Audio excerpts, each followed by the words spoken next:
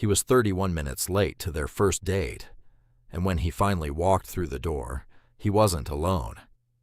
Nora Bennett had stopped drinking her sparkling water 20 minutes earlier. The man from her dating profile stood just inside the entrance, and beside him was an elderly woman in a navy cardigan, her hand looped through his arm. "I'm so sorry," he said, reaching the table. "My mother's caregiver had an emergency. I called 2 neighbors and a cousin I haven't spoken to since Thanksgiving." The older woman patted his arm. "You forgot Diane's sister." "Diane's sister is the emergency, Mom." "That seems inconvenient," she said thoughtfully. Nora laughed before she meant to. The man, Theo Marsh, gave her a tired half-smile. "I completely understand if you'd rather reschedule." That surprised her. Most late men spent the first 5 minutes explaining why it wasn't their fault. Theo was giving her an exit. His mother leaned in, whispering loud enough for half the restaurant. "She's much prettier than the picture." Theo closed his eyes. "Mom, it's good news." She extended her hand to Nora. "Ruth Marsh, apparently I'm your chaperone." Nora had been on 9 forgettable blind dates that year. She kept private predictions about each one in her phone, mental armor against disappointment. Tonight, every prediction failed before Theo even sat down. Dinner unfolded strangely. Ruth asked about Nora's software company with genuine curiosity, corrected Theo's piano-playing history from childhood — he played too fast — and twice asked how long Nora had lived in the city. The second time, Theo simply answered again, without missing a beat, without embarrassment. When Ruth called the waiter by the wrong name, Theo gently corrected her only when it mattered, never publicly, never impatiently. Nora noticed how carefully he did it. No irritation, just enough help to keep his mother inside the conversation instead of making her feel like she'd failed it. Halfway through dinner, Ruth excused herself to the restroom. Theo insisted on walking her, and Ruth waved him off with the exact right amount of dignity. He let her go alone. 6 minutes later, she wasn't in the restroom. She wasn't anywhere. Nora watched Theo's face drain of color, not dramatically, which somehow made it worse. He asked the hostess. She'd seen an elderly woman head toward a side exit minutes earlier. They went outside into the sharpening cold. Nora spotted her first.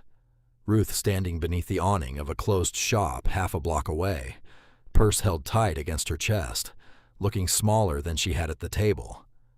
Theo ran, then slowed himself deliberately as he got close, so he wouldn't frighten her. "Mom?" For a second, there was no recognition in her eyes. Then it arrived. "Theo." He wrapped his arms around her. She apologized, confused, saying she'd taken the wrong door. He told her it was okay, rubbing her freezing hands between his own, never once asking why, never scolding. Later that night, back at his mother's kitchen table filling a weekly pill organizer, Theo's phone buzzed. Nora's text read, "For the record, I don't think tonight was a disaster." That was 14 months into his mother's early-stage Alzheimer's diagnosis, though Nora didn't know that yet. She learned it plainly, without self-pity, when she asked him directly at the table. "She still does a lot on her own," he'd said. "Some days are easier than others." What followed wasn't a dramatic romance. It was smaller and stranger and steadier than that. Second dates without the chaperone. A used bookstore. A jazz collection missing 3 pages that Theo called character. Nights when Ruth called him by his late father's name, and Theo answered gently, without correcting the wound in it, simply sitting beside her at the piano and playing the song she'd once taught him, until her breathing slowed and her fingers found the rhythm on her knee. Nora watched him at a hotel piano lounge one evening. The version of him she hadn't met yet, weightless, unhurried, entirely present in the music. She realized she wasn't just falling for the tired, funny, caretaking version of Theo. She was falling for all of him. Then her company landed a 9-month contract that required her to relocate to Austin. She sat on the news for days, quietly considering turning it down, something she'd never done in her career. When Theo found out by accident at a small office celebration, his hand stumbled on the piano keys. "Don't turn it down because of me," he told her later. "I'm trying to protect you," he said. "That's not protection," she answered. "That's you making my decision and calling it kindness." She told him something that landed harder than either of them expected, that he spent his whole life making himself smaller so no one else had to sacrifice, and she wasn't asking him to hold her back. She was asking him not to push her away and call it love.